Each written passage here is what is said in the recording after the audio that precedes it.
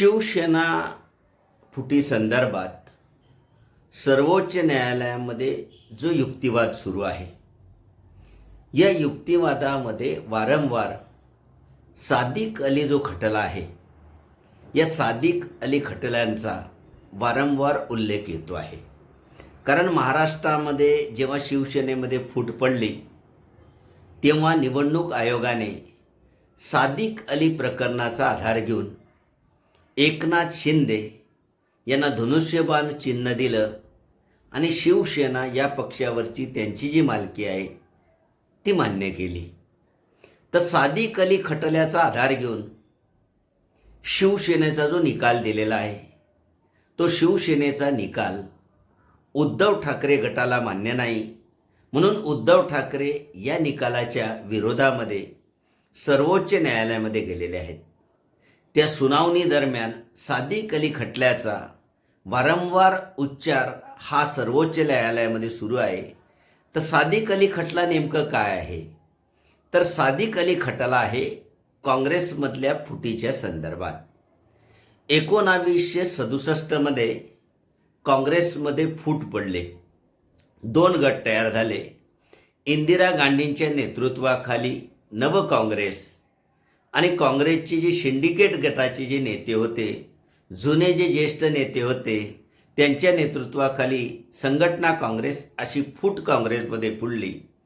या दोन्ही गटांनी काँग्रेस पक्ष आणि त्यांचं जे निवडणूक चिन्ह होतं 2 बैलांची जोडी, याच्यावर दावा केला.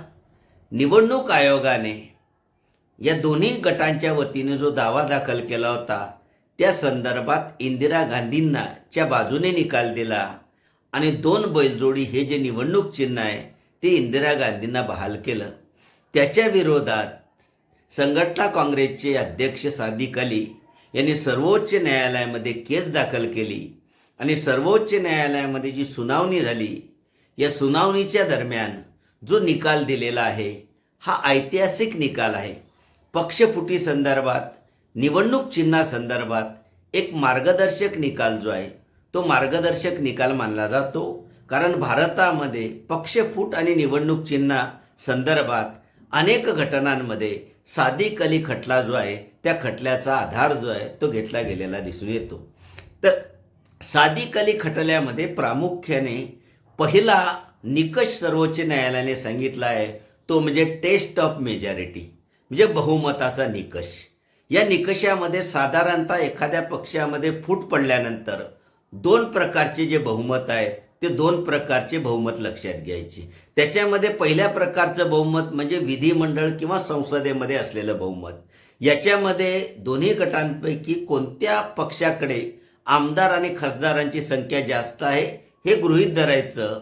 आणि दुसऱ्या प्रकारचं बहुमत म्हणजे संघटनेमध्ये केंद्रीय कार्यकारिणी, राज्य कार्यकारिणी आणि जे प्राथमिक सदस्य आहेत, या प्राथमिक सदस्यांमध्ये कोणाच्या बाजूला जास्त कार्यकारिणीचे सदस्य आहेत, प्राथमिक सदस्य आहेत, हा बहुमत लक्षात घ्यायचा आणि त्या आधारावर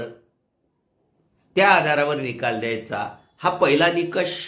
दुसरा निकष सांगितला की पक्षामध्ये जे फूट पडलेली आहे, या फुटी संदर्भात जे 2 गट तयार झालेले आहेत, या दोन्ही गटांपैकी कोणता गट हा पक्षाच्या ध्येय आहे, उद्दिष्ट यांना अनुसरून वागतो आहे, म्हणजे पक्षाची जी ऑब्जेक्टिव्ह आहे ते ध्येयानुसार दोघांपैकी कोणता गट काम करतो आहे याच्या आधारावर निकाल द्यायचा.